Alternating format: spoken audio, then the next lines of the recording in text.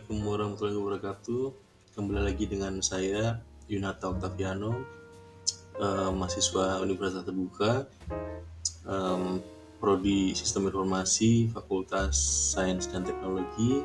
Nomor NIM saya 050 11 0762, masa registrasi 2003 ganjil.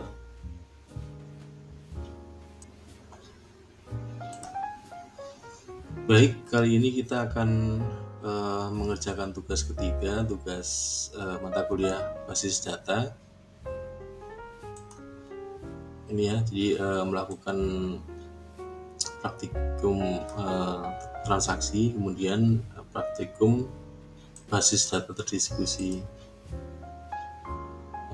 Petunjuknya sudah saya buka juga. Nah, ini ruang lingkupnya. Jadi selain mengenai basis data juga karena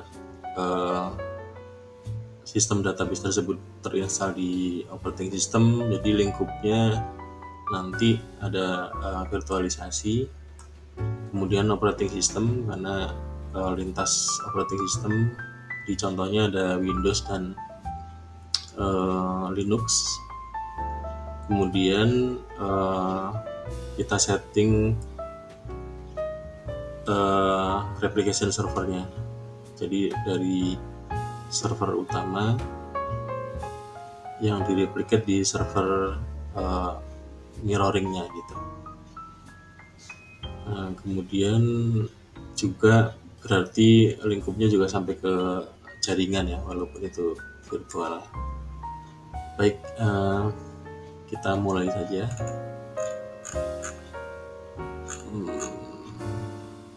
Nah, sebelumnya di tugas-tugas sebelumnya, tugas 1 dan 2 kita sudah mengerjakan ERB, kemudian membuat database ya di MySQL. Ini database-nya.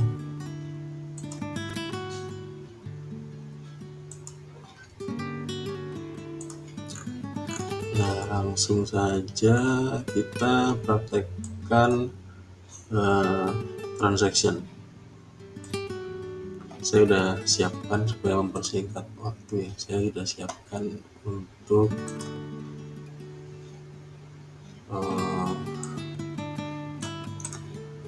query pertama. Query pertama adalah mendemonstrasikan commit. Nah, dalam hal ini commit adalah perintah yang menandakan bahwa transaksi telah selesai dilaksanakan dan terjadi perubahan. Tapi contohnya ini store prosedurnya tidak menyertakan commit di dalamnya.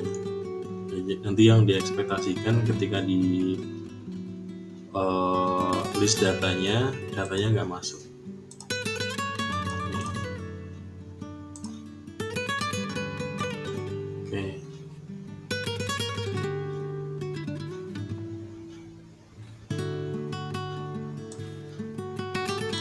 Ini kan tadi sudah memasukkan ini, seharusnya muncul TikTok. Kita akan coba.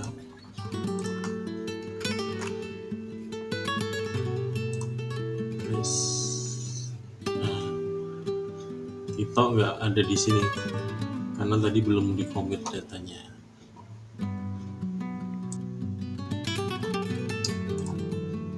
Kemudian kita lanjut ke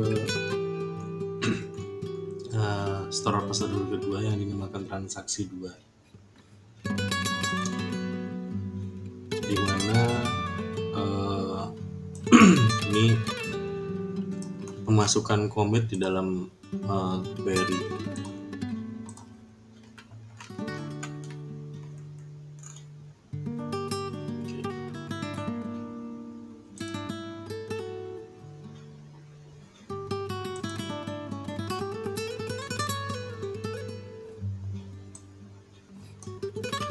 Kita akan panggil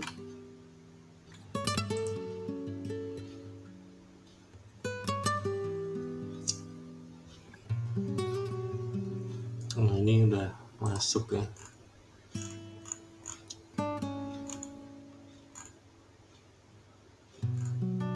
Udah sama. Sekarang kita coba select.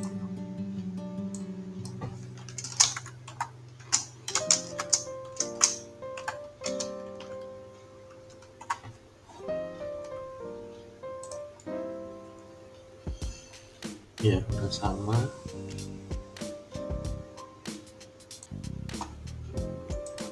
Oke, kemudian kita lanjut ke store prosedur ketiga yang disebut dengan transaksi 3 yang mendemonstrasikan rollback. Rollback ini adalah membatalkan transaksi.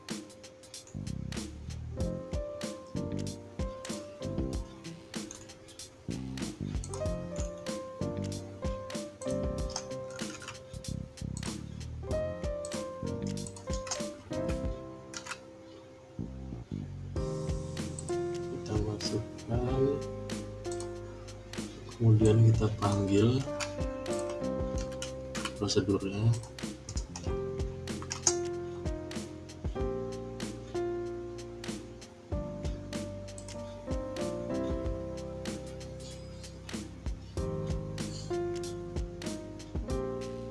Ya,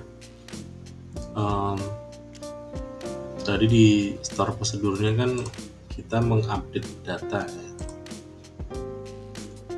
Jadi mengupdate nama pasien dengan ID 3 menjadi Danar, tapi karena di rollback sehingga tidak terjadi apa-apa. Itu. Kemudian kita lanjutkan ke transaksi 4 yang mana isinya insert data, kemudian di rollback, kemudian mengupdate data yang lainnya dengan ID 3, ganti nama pasien jadi Septin, kemudian di commit. Jadi yang terjadi seharusnya tidak jadi memasukkan data tapi mengupdate record dengan ID pasien ketiga.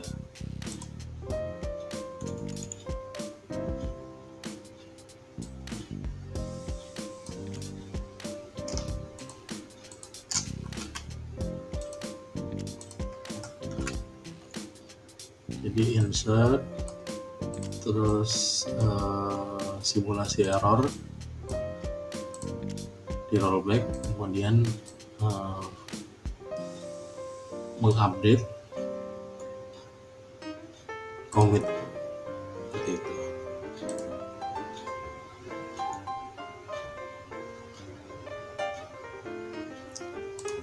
Kita call dulu transaksinya.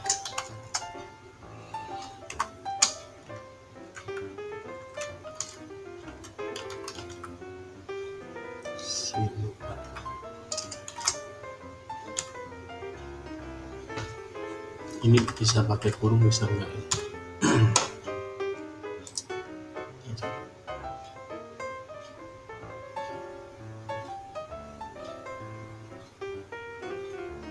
Ya, ini sudah terupdate jadi ketiganya.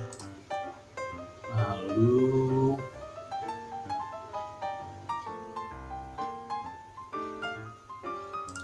selanjutnya adalah checkpoint.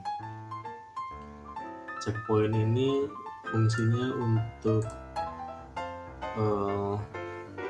mengontrol sebagian tertentu dari transaksi yang ingin dibatalkan tanpa membatalkan semuanya gitu.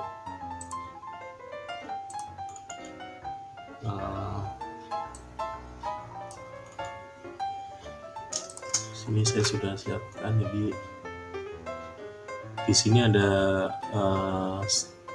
start transaction, insert, kemudian disimpan ke save point 1, save point 1, kemudian insert lagi, rollback ke save point 1, insert commit gitu.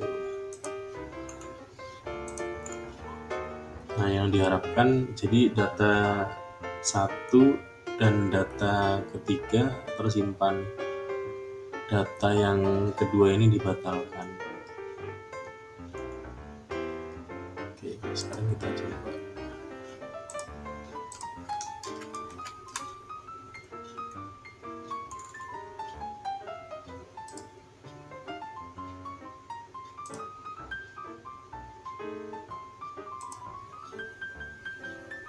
Kita call transaksi.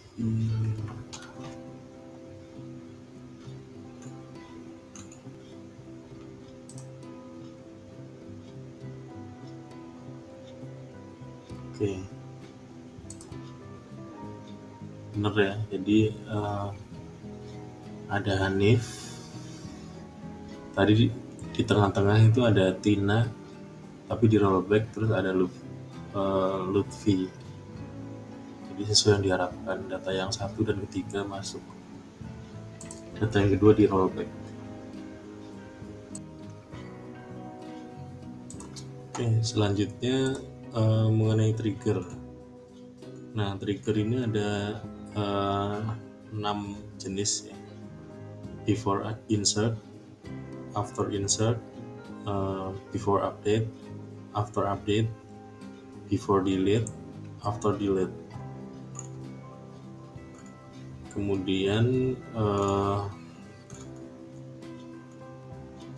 di sini kita akan membuat 2 tabel tambahan, yaitu tabel obat dan transaksi obat, yang kemudian ada relasi foreign key, ID pasien dan ID obat di tabel transaksi obat. Langsung saja saya buat tabelnya. Jadi ini tadi ada FK di tabel transaksi obat yang merelasikan ID pasien dan ID obat.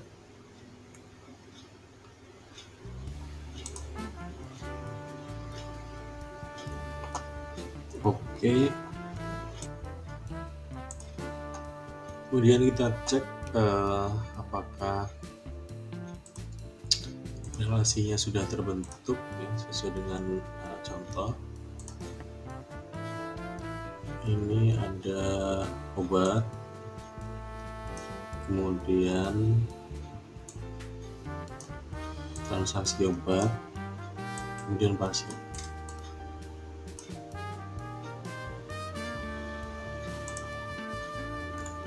Ya, pasien, transaksi obat dan obat.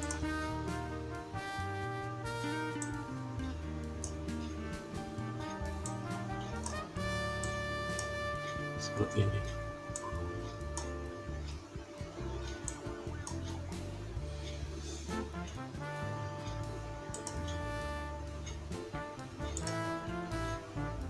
Obat, transaksi obat, pasien. Nah, selanjutnya kita akan isi datanya.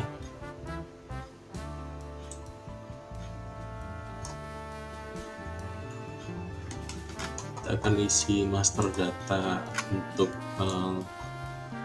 obatnya.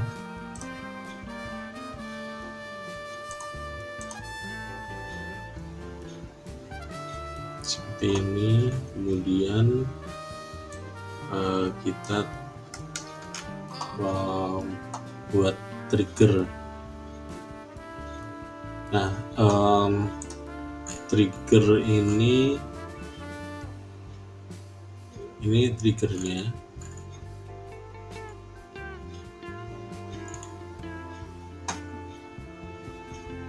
Jadi saya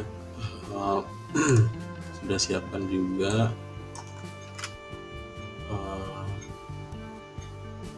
SQL-nya.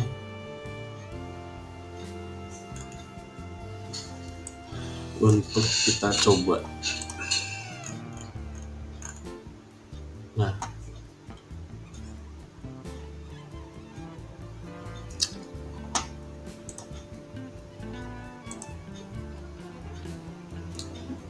data awalnya seperti ini ya, seperti di panduan. Kemudian kita coba memasukkan transaksi seperti di contoh.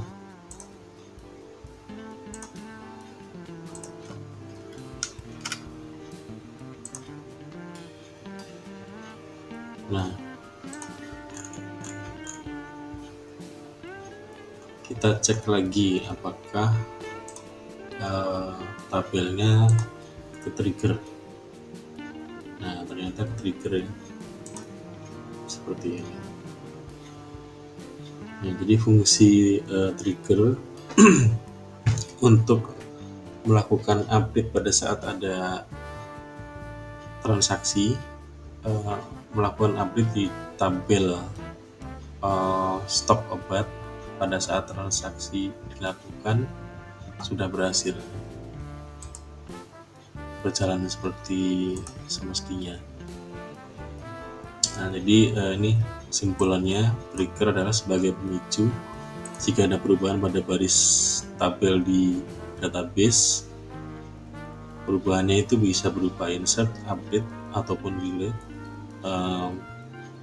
Kita bisa menyisipkan trigger di kasus-kasus yang lainnya. Nah, ini adalah bagian yang pertama karena videonya sudah cukup panjang. Untuk selanjutnya replikasi server MySQL akan kita lanjutkan di part 2. Sampai berjumpa kembali.